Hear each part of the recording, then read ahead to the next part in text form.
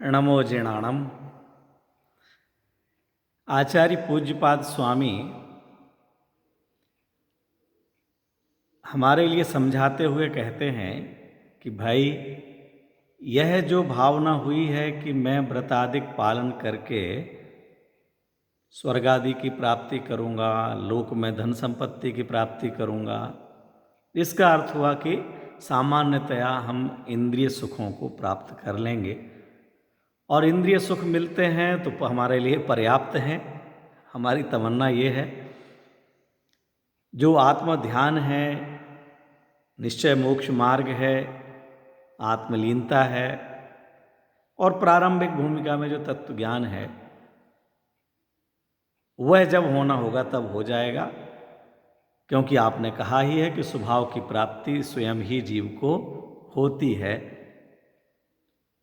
ऐसी हमारी मान्यता को, ऐसी हमारी बुद्धि को देखते हुए आचार्य देव समझा रहे हैं, भाई यत्र भावः शिवम दत्ते, जिस आत्मलीनता रूप, आत्मस्थिरता रूप, आत्मज्ञान रूप आत्मभाव में मोक्ष देने की, मोक्ष का मतलब क्या? अनंत सुख, अव्याबाध सुख, अनंत काल तक के लिए सुख, जन्म मरण का अभाव, दुखों का अभाव, संसार का अभाव, मिथ्या मान्यताओं का अभाव, आनंद ही आनंद, अनंत काल तक आनंद, उसी का नाम मोक्ष दशा है।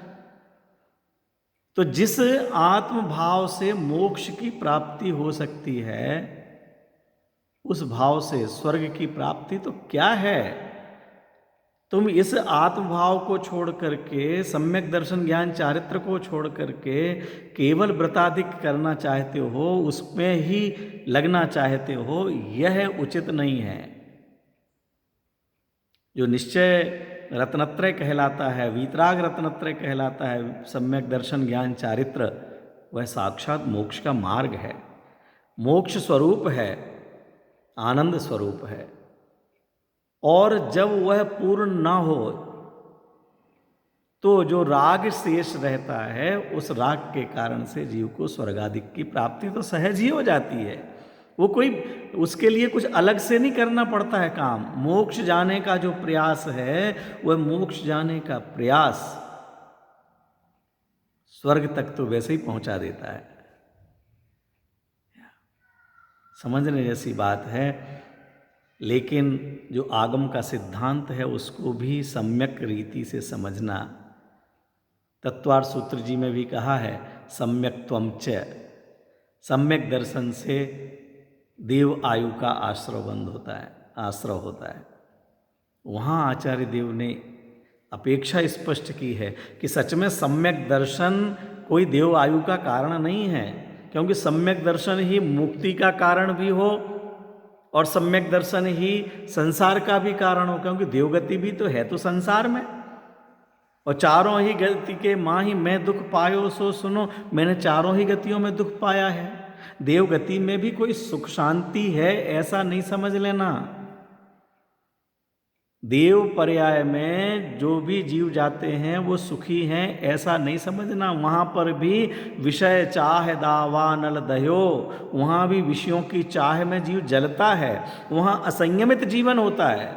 यहाँ तो संयम धारण कर सकते हैं, छठवां सातवां गुणस्थान होता है, वहाँ तो अधिकतम धर्म मार्ग पर चले तो चतुर्थ गुणस्थान तक ही पहुँचते हैं। मनुष्य पर्याय से अच्छा नहीं है, परंतु लोक में सबको स्वर्ग स्वर्ग स्वर्ग की वांछा पड़ी रहती है। स्वर्ग के संबंध में, स्वर्ग के सुख, स्वर्ग के सपने, किसी के घर में अगर अनुकूलता हो तो लोग यही कहेंगे कि यहाँ स्वर्ग है। हमारे भारत में कहा जाता है कि भाई कश्मीर ही स्वर्ग है। जहाँ थोड़ी सी अनुकूलताएं हों, पर्यावरण अच्छा हो, उसे ही स्वर्ग कहा जाने लगता है। माने स्वर्ग के प्रति हमारा आकर्षण है। इसलिए आचार्य देव ने नरक के दुखों को बतला करके और स्वर्ग की ओर की ले जाने वाली बात कही कि ये जो व्रताधिक हैं, इन शुभ भावों से, शुभ परिणामों से, इन परिणामों की विशुद्धता से देवगति की प्राप्ति होती है। क्योंकि नरक में तो प्रतिकूलता ही प्रतिकूलता। अरे वर्तमान मनुष्य जीवन में देखें, जहाँ प्रतिकूलता है, सुबह खाने का नहीं है, शाम तक मिलेगा भोजन की नहीं मिलेगा, घर में मारा मारी पड़ी हुई है, कोई शराब पी करके पड़ा हुआ है, कोई बीमार पड़ा हुआ है, घर का वातावरण ऐसा हो, ऐसे वातावरण में कोई धर्म समझाने जाए तो कैसे समझ में आएगा? समझने का भाव भी हो तो अवसर ही नहीं है। वो पहले नौकरी पर जावे, मजदूरी करने के लिए जावे या प्रवचन सुनने के लिए आवे। वो अपने उदर पूर्ति की पहले भोजन करे कि भजन करे। प्रतिकूलताओं में तो संभव नहीं दिखाई देता ना, और अनुकूलता में अगर करना चाहे तो अनुकूलताओं में भी लोग मस्त हो जाते हैं। किस बात की कमी है? बहुत से लोग तो यही कहते हैं, जिनके ज़्यादा पुण्य का उदय है उन्हीं से अगर कहा जाए कि भैया मंदिर आया करो, दर्शन किया करो, स्वाध्याय किया करो, युवा वर्ग हमारे जैसों के सामने हाथ जोड़ के निवेदन करते हैं, पंडित जी जो लोग पाप करते हैं वे मंदिर जाएं, हम तो पाप ही नहीं करते। माने किसी को मारना, किसी की चोरी करना, किसी से सीधा झूठ बोलना, अन्याय करना, इसको ही लोगों ने पाप समझा हुआ है। रात्रि भोजन कोई पाप ही नहीं कहलाता। व्यापार में जो मिलावट आदि करते वो तो पाप है, लेकिन व्यापार करना भी पाप ही है, पैसा जोड़ने का भाव भी पाप ही है। अरे दिन में भोजन करने का भाव भी पाप है, लेकिन उस समय जो जीव रक्षा का परिणाम है वो पुण्य है। दिन में भोजन करना वो कोई बड़ा धर्म नहीं है। अगर दिन में भोजन करने से धर्म होता हो तो जो लोग कर रहे हैं दिन में भोजन, सभी को पुण्य और धर्म होना चाहिए।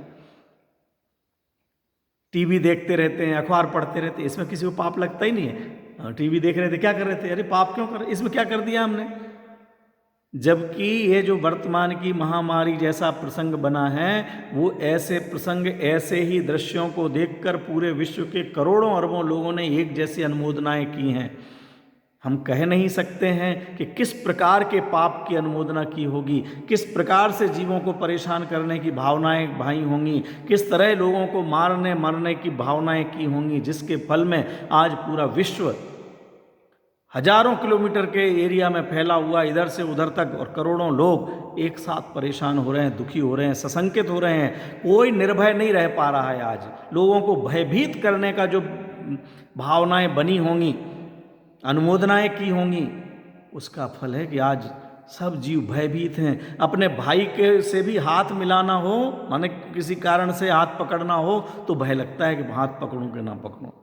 माता पिता की सेवा करने के लिए जाएं, माता पिता सशंकित होते हैं, पुत्र बाजार से आ रहा है और मुझे एक गिलास पानी दे रहा, कहीं ऐसा नहीं कि इसके वायरस लगा हुआ हो। बेटा हाथ धोए कि नहीं धोए? पहले हाथ धो के आ जाओ, हम ले लेंगे पानी। ये वातावरण आप देखिए।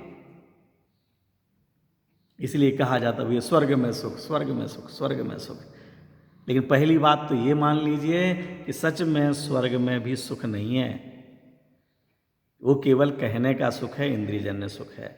और दूसरी बात, केवल स्वर्ग जाने की भावना से धर्म भावना नहीं करना, ये दूसरी बात। तीसरी बात, जो सम्यक दर्शन ज्ञान चारित्र है, आत्म भावना है, वह जो मोक्ष प्रदाता है, यदि वह भावना पूर्ण नहीं होती है, पूर्णता तक हम नहीं पहुंचते हैं, तो उस भावना को करते हुए ही उस भावना के फल करने के समय जो राग शेष है, शुभ राग है, कषाय है, उससे इतना पुण्य तो बंधता ही है कि स्वर्ग तो सहज में प्राप्त हो जाता है।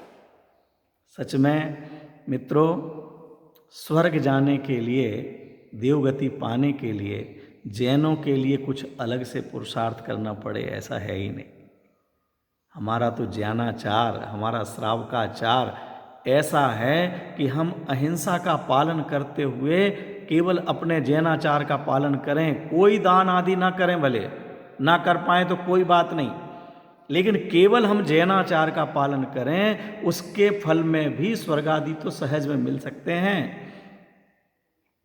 जीवाणी डालते हुए पानी छानिए, रात्रि भोजन का त्याग कीजिए, 7 व्यसनों से बचिए, प्रतिदिन देव दर्शन कीजिए, जो 6 काय के जीव हैं उनकी रक्षा का भाव रखिए, बाग बगीचों में जाकर के घास फूस को काटिए नहीं, तोड़िए नहीं, फूलों को तोड़िए नहीं।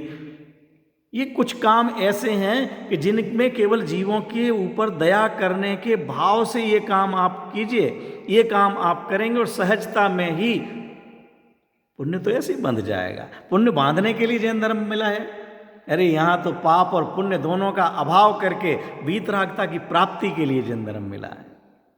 अगर वह वीतरागता पूर्ण हो गई तो वीतरागता मोक्षप्रद है। वो है वीतरागता ही है आत्मभावना, वीतरागता ही है आत्मभाव, वीतरागता ही है आत्मलीनता, वीतरागता ही है निश्चय सम्यक दर्शन ज्ञान चारित्र रूप।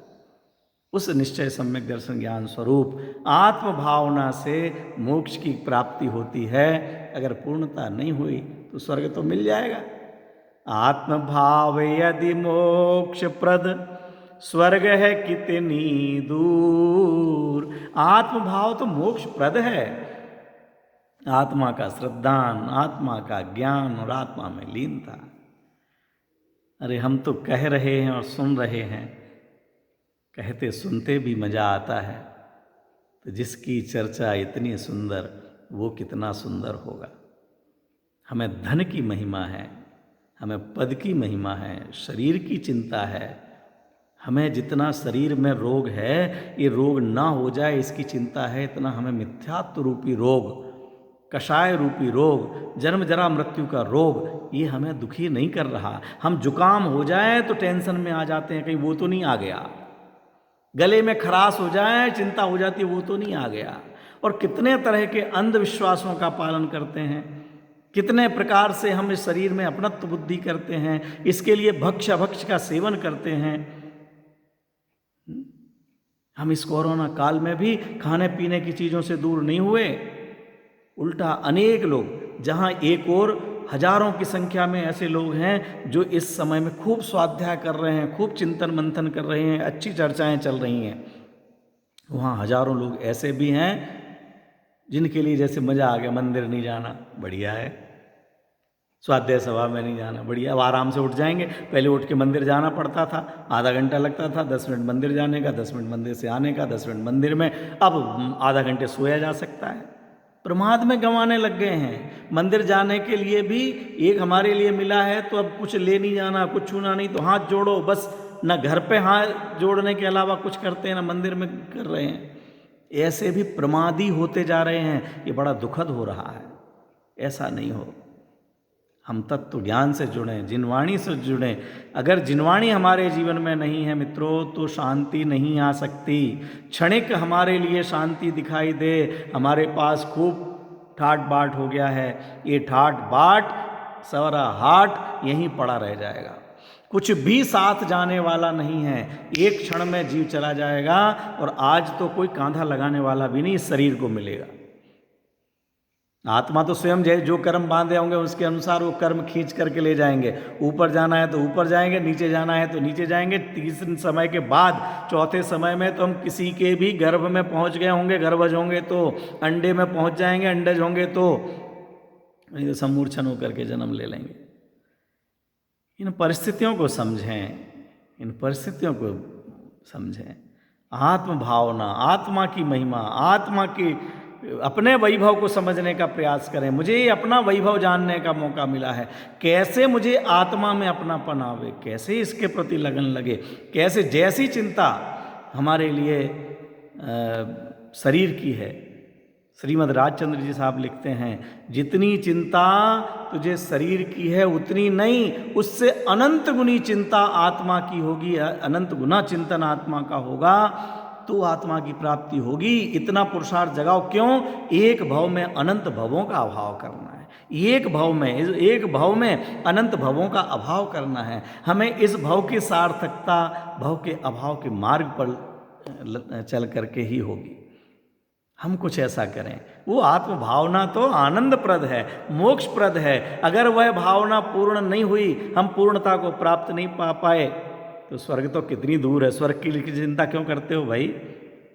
आत्म भाव यदि मोक्ष प्रद स्वर्ग है कितनी दूर। 2 कोस जो ले चले आध कोस सुखपूर।